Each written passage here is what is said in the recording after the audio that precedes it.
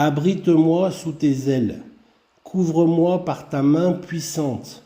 Même si les océans se déchaînent, je les traverserai avec toi. Père, tu domines les tempêtes, je suis tranquille car tu es là. Voici les paroles de Simon-Pierre à Jésus. Bonjour mes amis, aujourd'hui nous lisons dans l'évangile de Matthieu au chapitre 6. Voilà, dit Jésus, pourquoi je vous dis de ne pas vous inquiéter pour votre vie, de ce que vous mangerez, ni pour votre corps, de ce que vous serez vêtus. La vie n'est-elle pas plus que la nourriture et le corps plus que le vêtement ? Regardez les oiseaux du ciel, ils ne sèment ni ne moissonnent, ils n'amassent point dans les greniers, et votre Père céleste les nourrit. Ne valez-vous pas beaucoup plus qu'eux ? Tout cela, les païens, c'est-à-dire les non-croyants, le cherchent sans répit et vainement.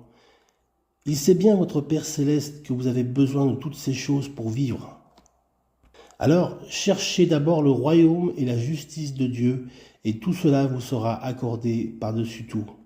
Ne vous inquiétez donc pas pour le lendemain, car le lendemain se suffira à lui-même. À chaque jour suffit sa peine.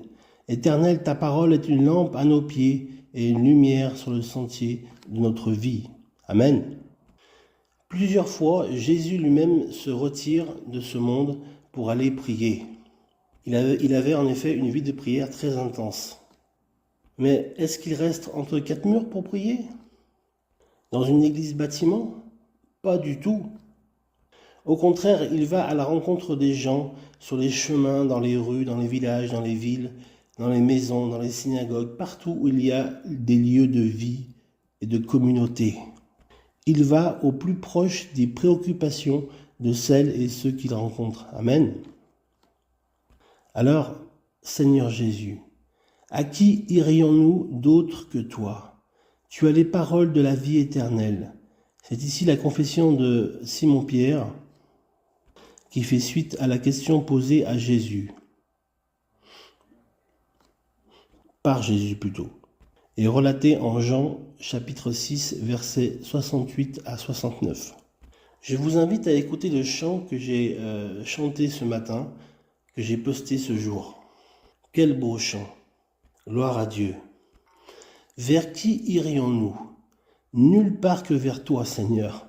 Je peux tout perdre, mais pas la foi. La foi, je la garde au fond de mon cœur. Elle est si importante dans ma vie de terrien.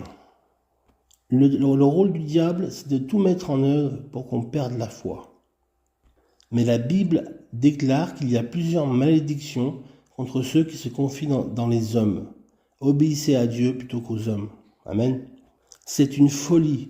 Il n'y a pas d'autre sauveur que Jésus, pas d'autre ville de refuge, pas d'autre arche du salut, pas d'autre citadelle, pas d'autre forteresse, pas d'autre pain qui nous rassasie vraiment. Pas d'autre repos pour nos âmes lassées et fatiguées que Jésus-Christ. Amen. À qui irions-nous ? Deuxième question. À qui irions-nous pour trouver la paix, l'espérance, le réconfort, tout dont nous avons besoin pour vivre, pour satisfaire nos besoins terrestres ? Allons nous confier en nous-mêmes, à une personne, à une religion ? Non. Le seul chemin qui mène aux cieux, c'est Jésus-Christ. Il n'y a qu'un seul intermédiaire entre Dieu et les hommes, c'est Jésus-Christ. Il n'y a pas de nom au-dessus de celui de Jésus.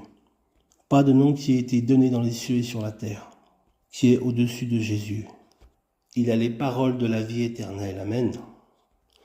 Dieu m'a choisi et m'a conduit gracieusement au seul et unique Sauveur, Jésus-Christ. Au verset 65, « Je vous ai dit que nul ne peut venir à moi si cela ne lui est donné par le Père. » À qui irions-nous encore ? Nous irions vers le péché et la mort, à notre vaine manière de vivre, où il y a de la frustration et la vanité, le découragement, l'hypocrisie, l'incrédulité. Est-ce qu'il y a quelque chose dans notre ancienne manière de vivre qui est meilleur que ce que Jésus nous apporte et nous donne par son salut ?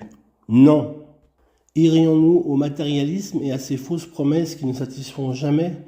Irions-nous aux idées et aux idéologies séculaires, notre époque, notre civilisation, notre société, Ils sont nombreuses, par exemple, le progrès.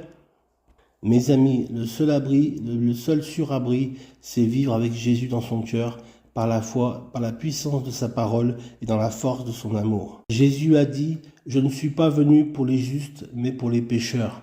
Je ne suis pas venu pour les bien portants, mais pour les malades. »